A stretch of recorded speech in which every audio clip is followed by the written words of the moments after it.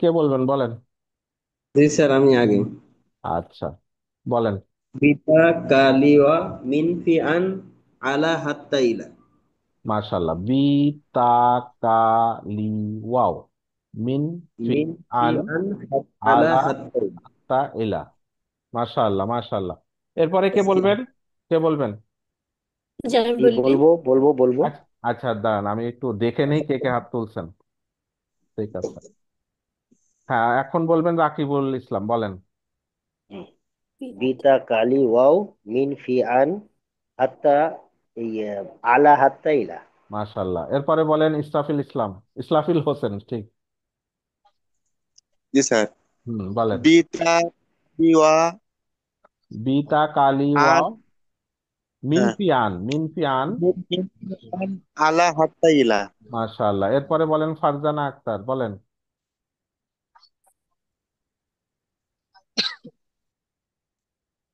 Farzana Akter, unmute করেন।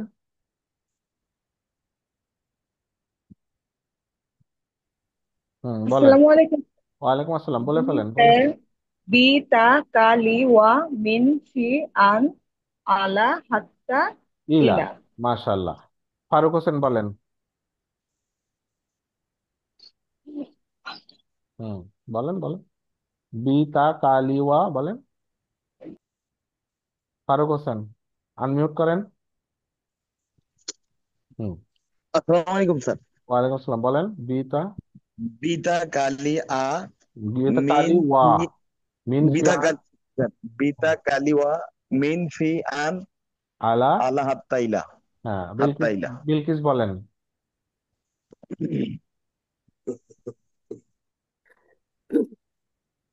বিতা কালিওয়া ফি মিন ফি আন হ্যাঁ আলা হাত্তাইলা। হ্যাঁ, মাশাআল্লাহ। জিনাত বলেন। বিতা কালিওয়া মিন ফি আন আলা হাত্তা ইলা। হ্যাঁ, রফিকুল ইসলাম, বলেন।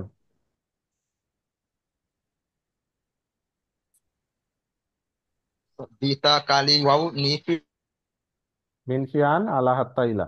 ঠিক আছে। কি কারণে যেন ইয়াং। আলা স্যার, হাত্তাইলা, হ্যাঁ স্যার একটা ঠিক কথা আছে। বলবো স্যার। না, অসুবিধা নেই, শুনছি। এরপরে বলেন আমিনা খাতুন, বলেন। স্যার একটা কথা বলবো। হ্যাঁ বলেন। স্যার ওই যে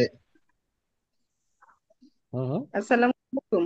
বি হ্যাঁ তা কা লি ওয়া হ্যাঁ, মিন ফি আন আলা হাত্তা ইলা। ইলা। মার্শাল্লাহ মার্শাল্লাহ, আপনার স্লোলি বলাতে অন্যের উপকার হয়েছে।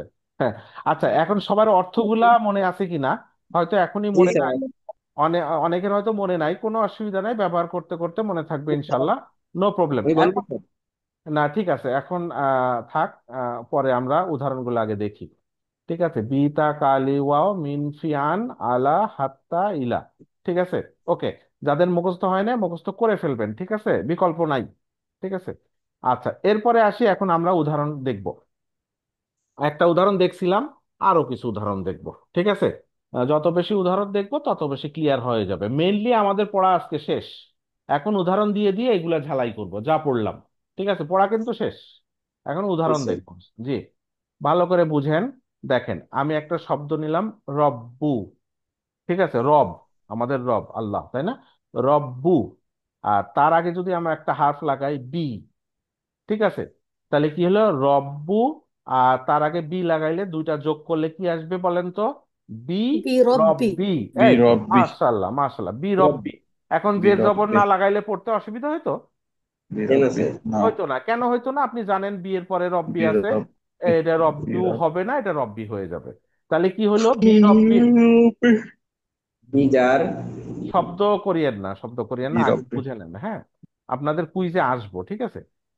তাহলে আমি একটু তাড়াতাড়ি শেষ করতে পারবো, দেন কুইজে যেতে পারবো। আগে বুঝে নেন আর কি, ঠিক আছে।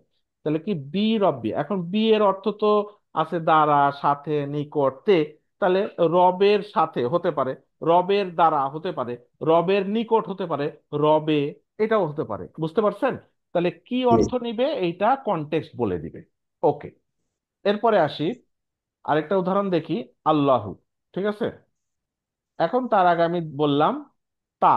তো তা অর্থ আমি কি জানি? শপথ অর্থে হলে তাহলে কি দুটা যোগ করলে হয়ে যাবে? তাল্লাহি। তাহলে কি হইলো? আল্লাহর শপথ।